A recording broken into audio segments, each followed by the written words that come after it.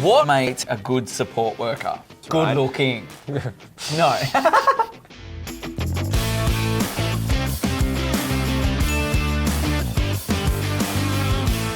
Hi, I'm Ben Newmarch. Hi, I'm Tim Dormer.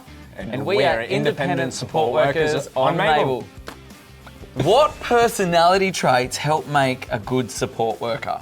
Caring. Yes, caring. Caring. But I think, But what does caring mean? know, Let's unpack caring. It's the foundation, right? It gives us the opportunity to be empathetic, to understand when to be sympathetic. There's a sense of reliability that I try and bring to my role. I understand that clients' lives, there's a lot going on, and sometimes they're not always in the mood to show up, but I have to be. Okay, Ben, do you think Australians are generally a caring bunch? Tim, I do. Honestly, especially at the point of time that we're in now, we're seeing a lot of change within our society. A lot of new conversations are opening up.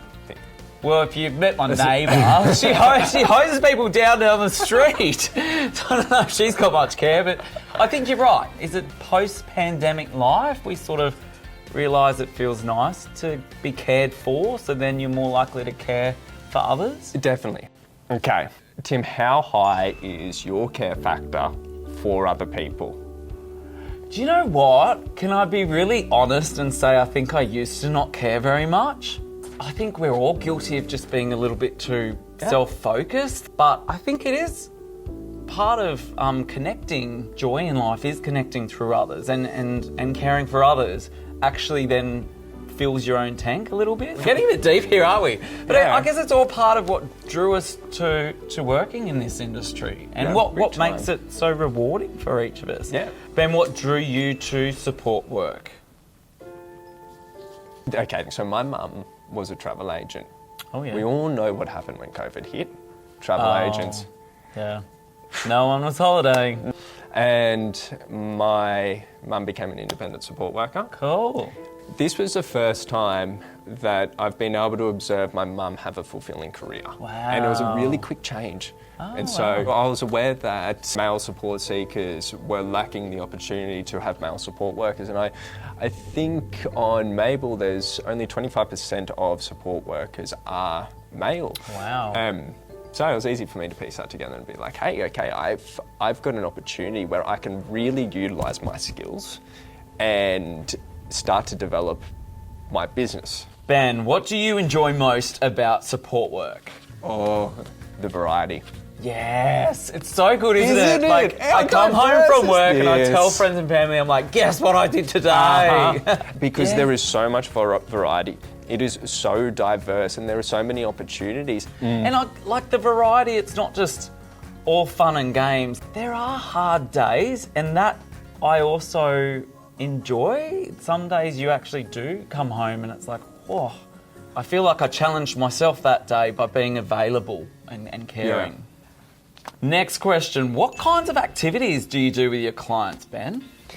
One of the individuals I support is a very high sensory seeking individual, so water is life. Yeah. We get to base the day around this, which is great. I have a client who is obsessed with Heartbreak High. And they wanted to go visit some Heartbreak High locations. And I knew it all. I did all the research and took them on a Heartbreak High tour. Are you serious? Yes, and they loved it. Like, it was just there, and I loved it. Like, we went to the diner where they ate. That's incredible. But you're right, no, like you were saying, it's about just connecting to your client, listening, what are they into? And then a little bit of care to kind of come up with something fun. Such a great example of how unique this opportunity is. Of all the statistics from the Care Factor Report, which did you find the most surprising? The one that I found most surprising, I think it's the younger demographic between 18 to 25 that are considering a career change and looking to work and have a career which is more meaningful, fulfilling and caring. 44% of Australians are dissatisfied with their current work. And it's a conversation I've been having with my own housemates, that they're coming home exhausted, feeling like they're not living like their passions, or it's not very rewarding, and that they're kind of in this security of a known salary, but the money isn't bringing the reward. I can empathise with them because I know the exact point that they're at right now. You can make this transition. Yeah. There are resources available. And I say that because I started from absolute scratch.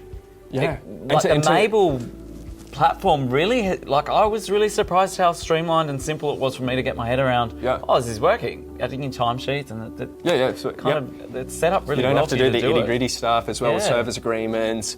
How simple are they to work out? Which that was something I was really intimidated by when I first started. Yes. And I was going over this paperwork and I was going, what do you set your rate at? Where do I start? What's a service agreement? But there's pointers there. Like they actually offer suggestions, and what really matters is if you care.